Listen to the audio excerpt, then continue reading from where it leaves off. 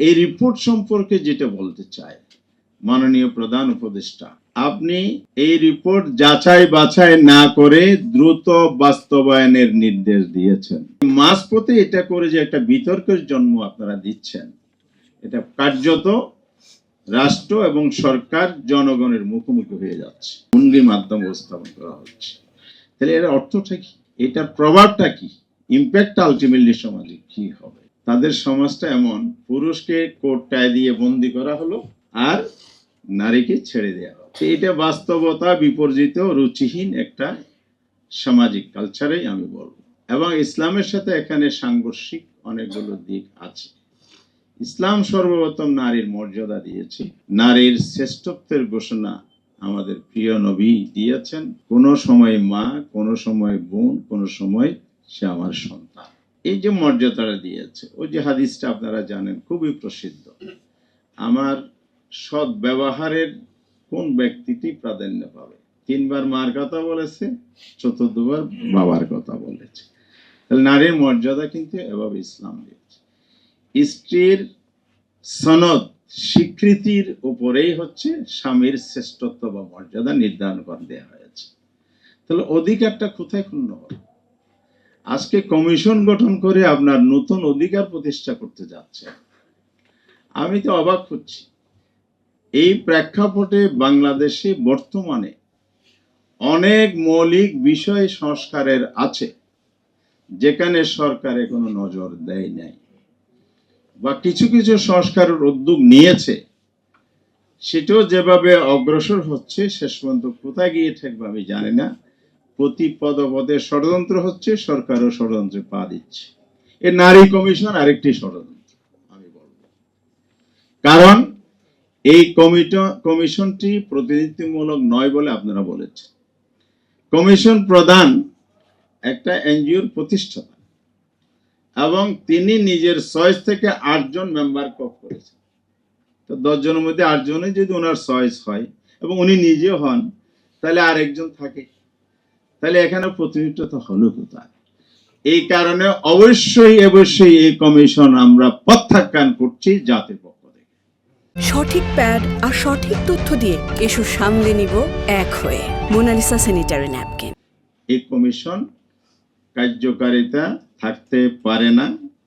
আর এই রিপোর্ট সম্পর্কে যেটা বলতে চাই, মাননীয় প্রধান উপদেষ্টা, আপনি এই রিপোর্ট যাচাই বাছাই না করে দ্রুত বাস্তবায়নের নির্দেশ দিয়েছেন। এ কথা কি সঠিক? আপনারা শোনেন নাই, মিডিয়াতে দেখেন নাই?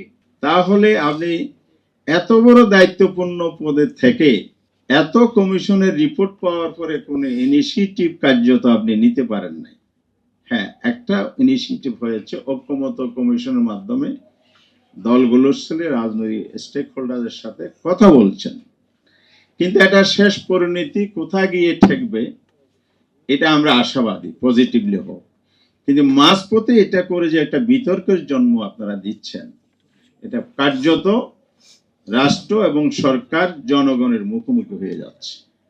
বাংলাদেশের জনগণ এই রিপোর্ট প্রত্যাখ্যান করে এই কমিশন বাতিলের দাবি জানিয়েছে, আর আপনারা বলছেন যে দ্রুত এটা সুপারিশ কার্যকর করতে। তাহলে আপনারা কি জনগণের সাথে যুদ্ধে নামতে চান?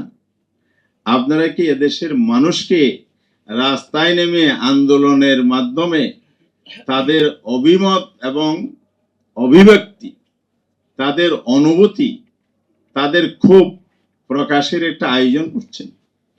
এটা কি নারী সংস্কার কমিশন পিছনে কে বা কারা যে ইন্ধন দিচ্ছে, ষড়যন্ত্র দিচ্ছে, দেশকে অস্থিতিশীলতা, সরকারকে সংকটের মধ্যে ফেলে দিচ্ছে, এটা আমরা বুঝবো না কিভাবে? সুতরাং আজকের সকলের দাবি, জনগণের দাবি, অবিলম্বে কমিশন বাতিল এবং রিপোর্ট বাতিল, এবং কমিশন যদি করতে হয় তাহলে আরো অনেক মৌলিক কমিশন, যেমন শিক্ষার উপর কোন কমিশন নাই, আমাদের বেসিক নিডের উপর কিন্তু একটা মৌলিক বিষয় ছিল, কোনো কমিশন নাই। দাবি করা হয়েছে, কিন্তু শিক্ষা ব্যবস্থাকে তছনছ করা হয়েছে। সেই জায়গা থেকে তছনছ বলতে বিষয়বস্তু ও বিপর্যস্ত, গুণগত মানও শেষ করা হয়েছে। ফিউচার জেনারেশন কিভাবে গড়ে উঠবে সেদিকে আমাদের দৃষ্টি নাই। প্রফেসর ডক্টর ফখরুল সাহেব বলেছেন, নারীর কর্মসংস্থানের কোনো ব্যবস্থা নিয়ে চিন্তা নাই। আমি কর্মসংস্থান যতটুকু আছে সেখানে আপনি নারীর নিরাপদ কর্মসংস্থানের পরিবেশ তৈরি করার দিকে নজর দিচ্ছেন না, এবং নারীর আরো অনেক জায়গা আছে যেখানে সব সেদিকে দৃষ্টি নেই। মাঝখানে যে এটা করা হয়েছে, যেন বাংলাদেশের মানুষের ঈমান আমল সব নষ্ট হয়ে গেছে, এই কমিশন আমাদের ঈমান রক্ষার সংস্কার করতেছে। প্রকৃত অর্থে আমাদের ঈমান বিধ্বংসী কমিশন এটি। মানুষের ঈমান আমলকে ধ্বংস করার আয়োজন আপনারা কমিশন মাধ্যমে করছেন। শুধু তাই নয়, আমাদের সামাজিক মূল্যবোধ এবং ধর্মীয় মূল্যবোধ সবকিছুকে ধ্বংস করার একটা আয়োজন করেছে এই কমিশন।